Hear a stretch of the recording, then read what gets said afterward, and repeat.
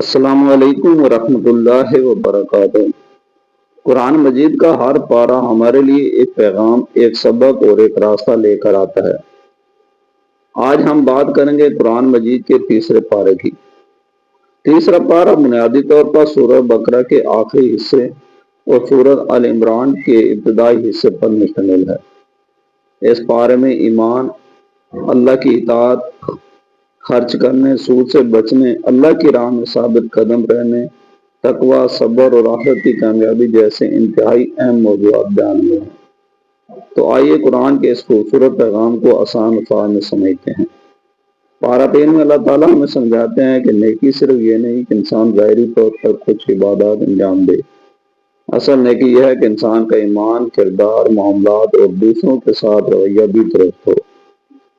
اللہ تعالیٰ فرماتے ہیں نیکی یہ نہیں کہ تم اپنے چہرے مشرق یا مغرب کی طرف پھیر لو، بلکہ اصل نیکی یہ ہے کہ انسان اللہ، آخرت، فرشتوں، کتاب اور نبیوں پر ایمان لائے۔ اور پھر اس آیت میں ضرورت مندوں، یتیموں، مسکینوں، مسافروں اور سوال کرنے والوں کی مدد کا ذکر آتا ہے۔ یہاں ہمارے لیے ایک بہت بڑا سبق ہے۔ اللہ کے نزدیک اچھا مسلمان صرف وہ نہیں جو عبادت کرے، بلکہ وہ بھی ہے جس کے اخلاق اور معاملات اچھے ہوں۔ اگر ہماری زبان دوسروں کو تکلیف دے رہی ہے، اگر ہم کسی کا حق مار رہے ہیں، اگر ہم ضرورت مند کو دیکھ کر آنکھیں بند کر لیتے ہیں، تو ہمیں اپنے ایمان اور کردار دونوں کا جائزہ لینا چاہیے۔ تیسرے پارے کا ایک اور اہم موضوع اللہ کی راہ میں خرچ کرنا ہے۔ انسان دنیا میں مال جمع کرتا رہتا ہے، گھر، کاروبار، گاڑی، موبائل، کپڑے اور دوسری ضروریات، لیکن قرآن ہمیں یاد دلاتا ہے کہ اصل سرمایہ وہ ہے جو اللہ کے پاس جمع ہو جائے۔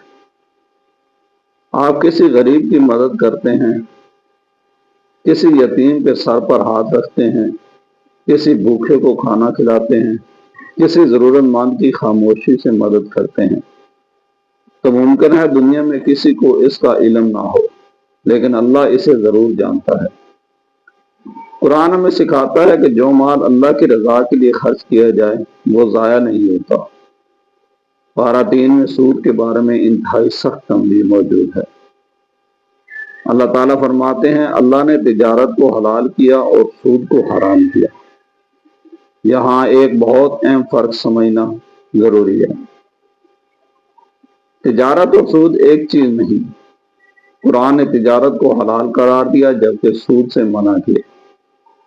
آج انسان زیادہ مال کمانے کے لیے کبھی کبھی حلال اور حرام کے حدود کو بھول جاتا ہے، لیکن قرآن ہمیں یاد دلاتا ہے رزق صرف زیادہ کمانے کا نام نہیں، بلکہ حلال کمانے کا نام ہے۔ اگر مال کم ہو مگر حلال ہو تو اس میں برکت ہو سکتی ہے، اور اگر مال بہت زیادہ ہو مگر حرام طریقے سے حاصل کیا گیا ہو تو وہ انسان کے لیے آزمائش بن سکتا ہے۔ پارہ 3 میں قرض کے معاملے کو بھی بڑی تفصیل سے بیان کیا گیا ہے۔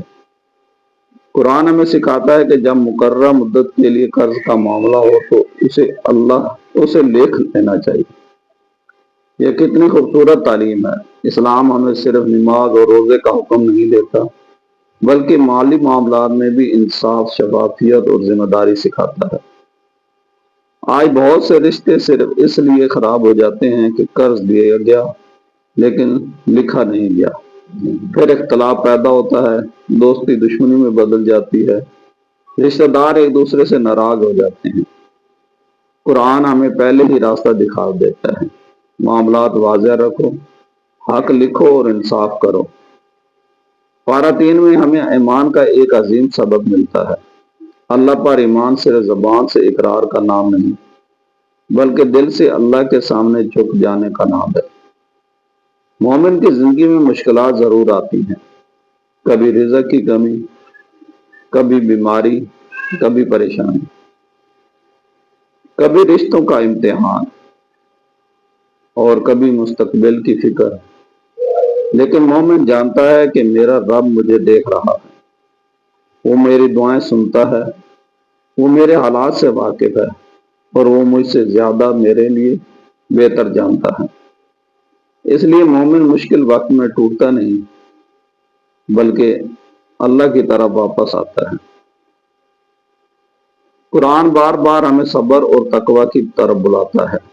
صبر کا مطلب یہ نہیں کہ انسان کوشش چھوڑ دے، بلکہ صبر کا مطلب ہے مشکل میں اللہ سے نہ ٹوٹنا، گناہ کے موقع پر خود کو روکنا، مصیبت میں اللہ کی نافرمانی نہ کرنا اور نیکی کے راستے پر قائم رہنا۔ آج اگر آپ کسی مشکل سے گزر رہے ہیں تو یاد رکھیں یہ مشکل ہمیشہ نہیں رہے گی۔ دنیا کا ہر امتحان ایک دن ختم ہو جاتا ہے۔ اصل کامیابی وہ ہے جو امتحان کے دوران اپنے رب کو نہ بھولے۔ پارہ 3 ہمیں یہ بھی سمجھاتا ہے کہ قرآن صرف پڑھنے کی کتاب نہیں بلکہ زندگی گزارنے کی کتاب ہے۔ ہم قرآن کو خوبصورت آواز میں پڑھتے ہیں، یہ بہت بڑی سعادت ہے، لیکن اس کے ساتھ ہمیں قرآن کو سمجھنے اور اس پر عمل کرنے کی بھی کوشش کرنی چاہیے۔ اگر قرآن ہمیں جھوٹ سے روکتا ہے تو ہمیں جھوٹ چھوڑنا ہوگا۔ اگر قرآن ہمیں ظلم سے روکتا ہے تو ہمیں ظلم چھوڑنا ہوگا۔ اگر قرآن صدقہ اور خیرات کا حکم دیتا ہے تو ہمیں دوسروں کی مدد کرنا ہوگی۔ قرآن کا اصل مقصد یہ ہے کہ وہ ہماری زندگی کو بدل دے۔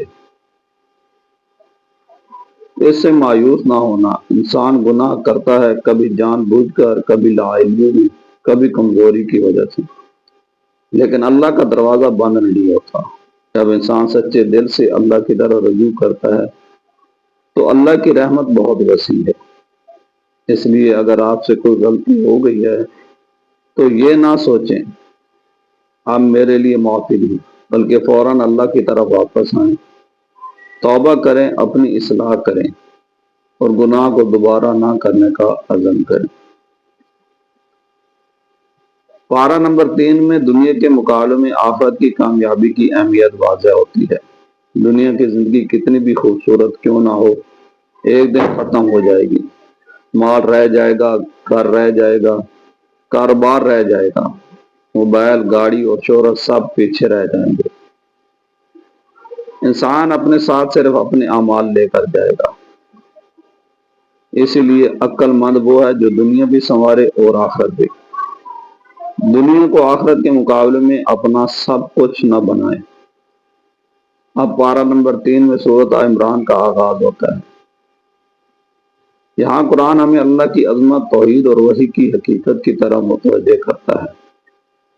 اللہ تعالیٰ بتاتے ہیں کہ قرآن حق کے ساتھ نازل کیا گیا ہے اور قرآن سے پہلے بھی اللہ تعالیٰ نے ہدایت کے لیے کتابیں نازل فرمائی۔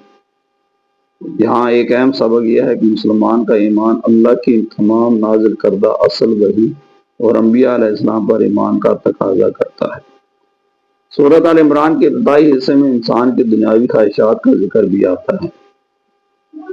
انسان کو مال پسند ہے، اولاد پسند ہے، خوبصورت چیزیں پسند ہیں، زمین اور دنیا کی نعمتیں پسند ہیں، لیکن قرآن ہمیں یاد دلاتا ہے کہ یہ سب دنیا کی زندگی کی چیزیں ہیں۔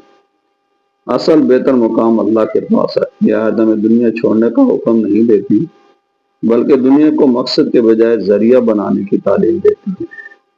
مال ہو تو حلال طریقے سے کماؤ، اولاد ہو تو نیک تربیت کرو، کاروبار ہو تو انصاف کرو، مگر دل اللہ کے ساتھ رکھو۔ پارہ 3 میں ایک نیا خوبصورت دعا بھی آتی ہے جس کا ترجمہ ہے: اے ہمارے رب، ہدایت دینے کے بعد ہمارے دلوں کو ٹیڑھا نہ کرنا اور ہمیں اپنے پاس سے رحمت عطا فرما، بے شک تو ہی اب بہت عطا کرنے والا ہے۔ کیا خوبصورت دعا ہے، کیونکہ اصل خطرہ صرف یہ نہیں کہ انسان گمراہی میں ہو، اصل خطرہ یہ ہے کہ انسان ہدایت پا کر پھر اس سے دور ہو جائے۔ اس لیے ہمیں اپنے رب سے ہمیشہ ثابت قدمی مانگنی چاہیے۔ اگر ہم پورے تیسرے پارے کو چند الفاظ میں سمجھنا چاہیں تو اس کا پیغام کچھ یوں ہے: ایمان مضبوط کرو، حلال کماؤ، سود سے بچو، اللہ کی راہ میں خرچ کرو، لوگوں کے حقوق ادا کرو، معاملات میں انصاف کرو، مشکل وقت میں صبر کرو، دنیا کی محبت کو دل پر غالب نہ آنے دو، اور سب سے بڑھ کر اللہ سے اپنا تعلق مضبوط کرو۔ میرے عزیز بھائیوں اور بہنوں، ہم قرآن کے بارے پڑھتے ہیں، لیکن سوال یہ ہے کہ کیا قرآن ہمارے اندر بھی پڑھا جا رہا ہے؟ کیا قرآن ہماری زبان بدل رہا ہے؟ کیا قرآن ہمارے معاملات بدل رہا ہے؟ کیا قرآن ہماری سوچ بدل رہا ہے؟ کیا قرآن ہمیں حلال و حرام کا فرق سمجھا رہا ہے؟ کیا قرآن ہمیں غریبوں، یتیموں اور ضرورت مندوں کا احساس دلا رہا ہے؟ اگر جواب ہاں ہے تو سمجھے قرآن ہماری زندگی میں اتر رہا ہے، اور اگر ابھی ہماری زندگی میں تبدیلی نہیں آئی تو مایوس نہ ہو۔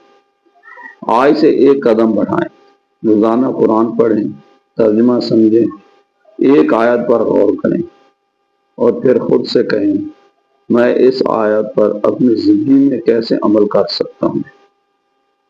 یقین کیجیے قرآن صرف قبر کے لیے نہیں، قرآن زندگی کے لیے بھی ہے۔ اگر آپ کو قرآن پارا طریقہ یہ خلاصہ پسند آیا ہے تو ویڈیو کو لائک کریں، اپنے دوستوں اور گھر والوں کے ساتھ شیئر ضرور کریں، اور آئی ایم اسٹوری نیو کو سبسکرائب کر کے بیل آئیکن ضرور دبائیں تاکہ قرآن و حدیث پر مبنی ایسی مزید ویڈیو آپ تک پہنچتی رہیں۔ اللہ تعالی ہمیں قرآن پڑھنے، سمجھنے اور اس پر عمل کرنے والا بنائے، آمین یا رب العالمین۔ کل انشاءاللہ ہم پارہ نمبر 4 کا خلاصہ پڑھیں۔ السلام علیکم ورحمۃ اللہ۔